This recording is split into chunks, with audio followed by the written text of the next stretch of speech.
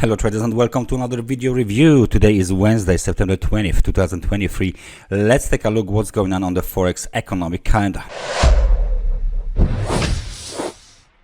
As you can see, for today the most important data had been released already, and some of this data are still waiting to be released. Today we got the CPI data from the UK, and this data are worse than the forecast.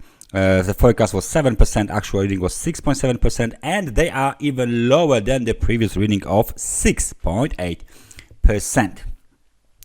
Now, the key event of today is, of course, the Fed interest rate decision scheduled for release at 8 p.m.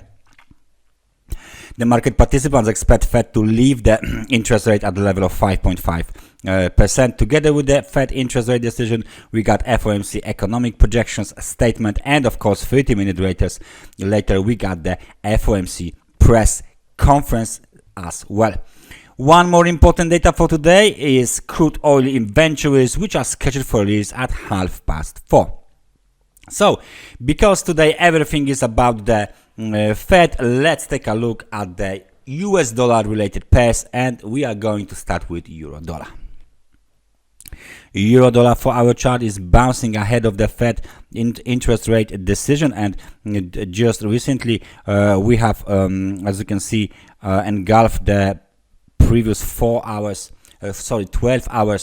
of trading, three candles of the trading. So what is going on here is that we got the technical support here, 1.0633. so that's the technical support, and now we have the other technical support roughly around this level, 1.0677. Nevertheless, there is still some levels that needs to be violated in order for the market to move higher. The target for today is the level of 1.0769, but before this target is hit, we still got the yesterday's high at 1.0719 to be tested, and then of course today's low at 1.0674. If we apply one more line on this chart, which will be the short-term trend line support, you can see clearly that markets recognize this trend line and is trying to bounce from the trend line every time it gets the chance. The momentum remains strong and positive, and we are trading at the level of 55 points. There's still room to the upside. There is still room to the upside here. The next target is yesterday's high, maybe 100 periods moving average, 1.0744, and then of course the high from the September 12th located at 1.0769. So this is the outlook for the euro dollar. This pair, of course, will be under high volatility conditions when the Fed will open give the information about the interest rate decision. So this is the euro dollar. Which other pairs can be influenced by the euro by the Fed interest rate decision? US dollar to the Japanese yen. What is going on here? It's pretty clear that we are trying to move higher as the uptrend is being continued, but let's just take a look at the recent developments. We've made a new swing high. This new swing high was made at the level of 148.18, and we immediadely moved lower. Right now we are testing the technical support, intraday technical support at 147.90. Any breakout lower would directly expose another levels like 147.52 or even the level of 147.03. Otherwise, the market is strong. The momentum is still strong. The bulls are in control. There is still slight room to the upside for the US dollar to the Japanese yen, so we can still move higher. Nevertheless, the move to the upside looks rather overstretched, which is why I'm placing this red line here. As you can see, the market has been trying to break above 147.87 several times in the past. Just during the last 4 hours, the second attempt was successful with the new swing high at 148.18, and the previous one was 147.96. So didn't last long. The market went down straight on. So it looks like, despite the fact that the market is in the uptrend, maybe it is the time for the correction. The last correction on this market was roughly around, let me take a look, 1.33%. So any decline here might be this or even bigger. The other market that can be affected by the interest rate decision is, of course, the market of the S&P 500, the S&P 500 index. So let's just take a look at this market. Let's say 4-hour chart will be enough for it.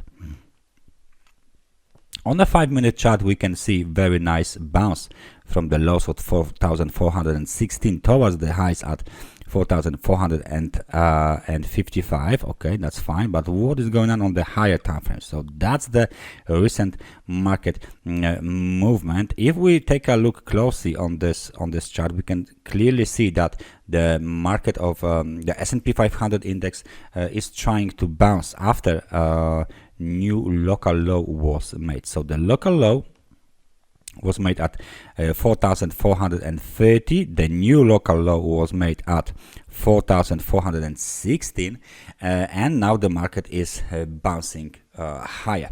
The target for the bears is, of course, the new low. The new low eventually is located somewhere around here, the level of 4,356, because the level beneath this technical support is 4,336, and this is the key technical support. On the other hand, of course, we got the key technical resistance. One of them is 4,516, and the other one is just a little bit above 4,539. We still can apply the trend line here. So that's the trend line. Let's switch the color to orange so we can clearly see that the market still trades below the trend line. I wonder if there is any kind of a possibility to connect the lows of this channel. So maybe we can have the, well, we almost have the regular channel. Let me just adjust our, there you go. So that apparently might be, just might be, let me add one more line here for this chart. This might be a flag pattern, right? So this can be a flag pattern. There is nothing wrong with this situation here. This is the pole, and this is, let me just move it so you can see, this is the flag. So the flag pattern is a bullish pattern. Okay, so in that situation, from the other point of view, not only the flag pattern, but maybe ABC correction, if we treat this movement to the upside as the main movement, we got the A, B, and C decline. Okay, and this is the typical simple correction that might have been completed. So we now might witness a movement to the upside. Okay, so this is our preferred scenario on the S&P 500, and this is the big green arrow here. If there is no new low, there is a chances for this market to move way higher and break above the highs from the 1st of September even. But let's wait for the Fed interest rate decision. Let's wait and see if the Fed will surprise the market participants or not. Let's wait and see what is the outcome from the Fed policy. And especially, please notice the fact that 30 minutes after the Fed interest rate decision, there is, of course, a Fed press conference, and any difficult questions that are asked to the Fed chairperson, Jerome Powell, that are too difficult for him to answer, will be immediately present in the market behavior. So it's always it's always a good thing to watch the Fed press conference and see how the market reacts during this event.